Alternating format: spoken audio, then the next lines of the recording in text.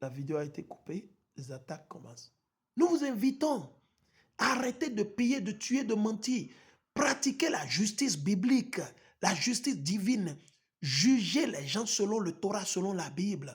Gouvernez selon le Torah, la vérité, la sagesse. Observez le sabbat. Observez les saintes fêtes divines, écrites, mentionnées dans la Bible, et rejetez les jours d'indépendance, anniversaire. Fermez les marchés le sabbat. Tous les chantiers doivent être fermés. Gouvernez et voyez si l'Éternel ne viendra pas combattre vos ennemis.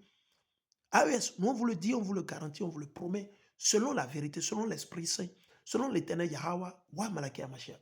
Si votre agenda s'est basé sur le Torah, sur des conseillers hébreux israélites,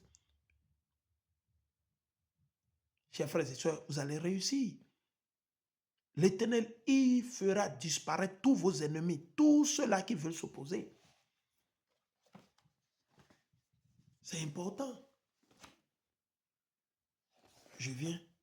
C'est important.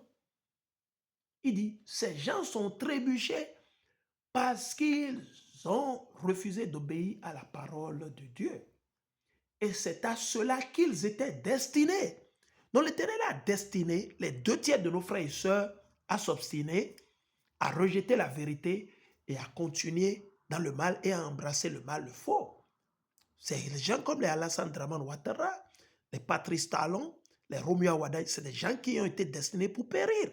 Ils vont beau rouler dans les Porsche, dans les grosses voitures, mais au final, ils vont périr. Leurs enfants vont périr aussi avec eux. Il dit, mais vous êtes la race choisie. Ah bon?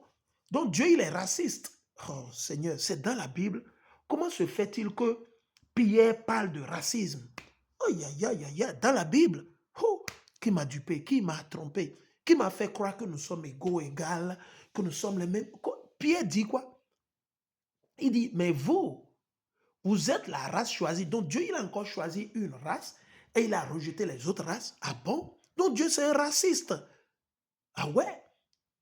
Mais le mot raciste n'est pas mauvais en son sens. C'est-à-dire, c'est quelqu'un qui est pour son peuple, pour défendre son peuple, sa famille, ses frères, mais d'une façon juste. Ce n'est pas la loi du plus fort, non. Avec une justice divine. Ce n'est pas la loi de la jungle. It's not the law of the jungle. No. Get out of your mind. Ain't about that. The law, this is not about the law of the jungle.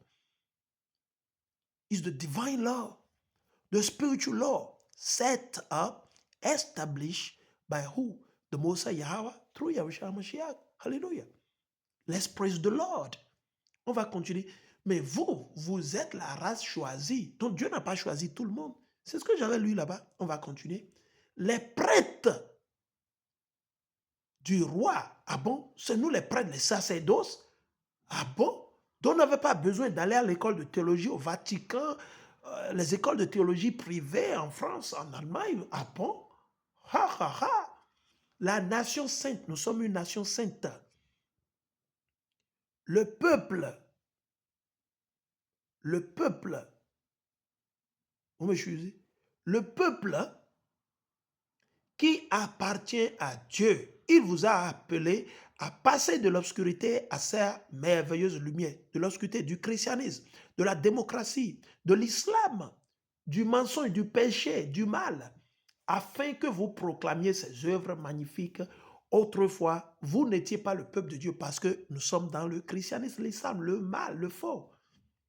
Mais maintenant, vous êtes son peuple. Autrefois, vous étiez privé de la compassion de Dieu, mais maintenant, elle vous a été accordée. Amen, alléluia. Joël, si j'ai bonne mémoire, Joël, allons dans Joël. Je vais lire Joël, le chapitre 2, si j'ai bonne mémoire. Si je ne me trompe pas, hein, permettez-le-moi. Alors, on va aller premièrement dans Amos. C'est nous le peuple de Dieu. C'est à nous que la Bible a été écrite pour, et ce sont nos aïeux qui ont écrit la Bible. Les faux blancs n'ont pas écrit la Bible. Non. Il dit, Amos le chapitre 3, le verset 1 jusqu'à 2. Amos 3, 1 à 2. Jean d'Israël, il n'a pas dit Jean chrétien. Il n'a pas dit Jean chrétien ou les gens de l'Arabie Saoudite, les gens de... Non, gens d'Israël, c'est-à-dire peuple d'Israël.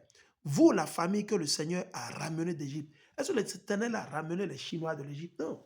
Est-ce que l'Éternel a ramené les Édomites, les faux blancs de l'Égypte? Non. Est-ce que l'Éternel a ramené les Ismaélites, les Arabes de l'Égypte? Non.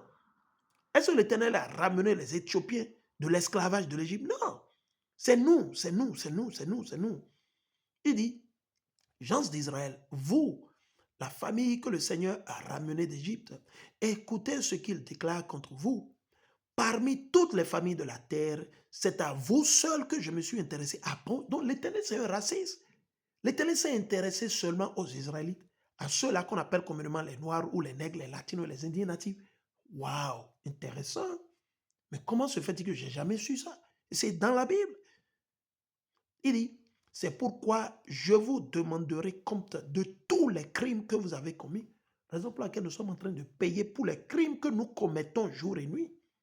Ah ouais. Ah ouais, avec Dieu, c'est la justice. Allons maintenant dans Joël, le chapitre 2 et le verset 27. On va vous lire. Joël, le chapitre 2 et le verset 27. Alors, vous comprendrez que je suis présent au milieu de vous. C'est qui le vous? Virgule, Israélite. Qui? Je pensais que c'était les Israéliens. Non. Il y a une différence, une nuance entre les Israélites et les Israéliens. Les Israélites, c'est le peuple réel de Dieu qui ont été dispersés, éparpillés, vendus comme esclaves, esclavagés, négriers, traités, tués, opprimés, oppressés par les Arabes, les Ismaélites, les Édomites, les faux blancs et les autres nations.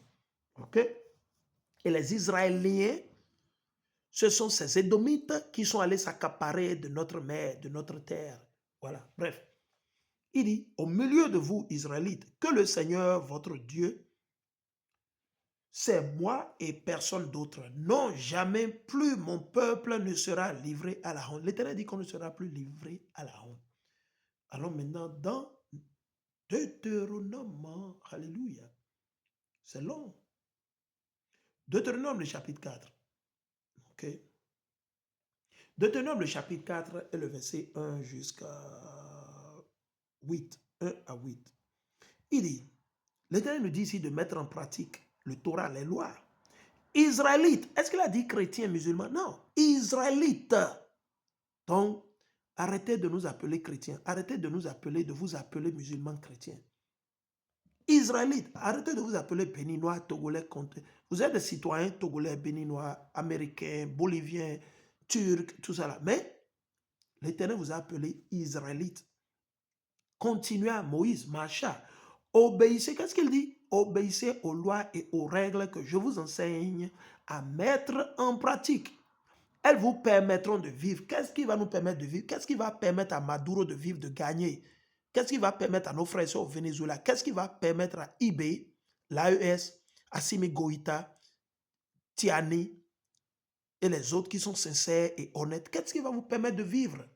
C'est la mise en pratique des lois et des commandements de Dieu, l'obéissance à l'Éternel Yahweh. Elles vous permettront de vivre et vous pourrez prendre possession du pays que le Seigneur Dieu Yahweh de vos ancêtres vous donne. N'ajoutez rien au commandement que je vous transmets de la part du Seigneur votre Dieu. Vous avez vu, non? N'en retranchez rien non plus. Ils ont ajouté et ils ont retranché. Ils ont ajouté, ils ont créé leur constitution satanique partout dans le monde. Et ils ont enterré le Torah. Ils ont enterré la constitution de l'Éternel. Vous avez vu, n'ajoutez rien au commandement que je vous transmets de la part du Seigneur votre Dieu, virgule, n'en retranchez rien non plus. Mettez-les tous en pratique, c'est ce que dit l'Éternel Yahweh.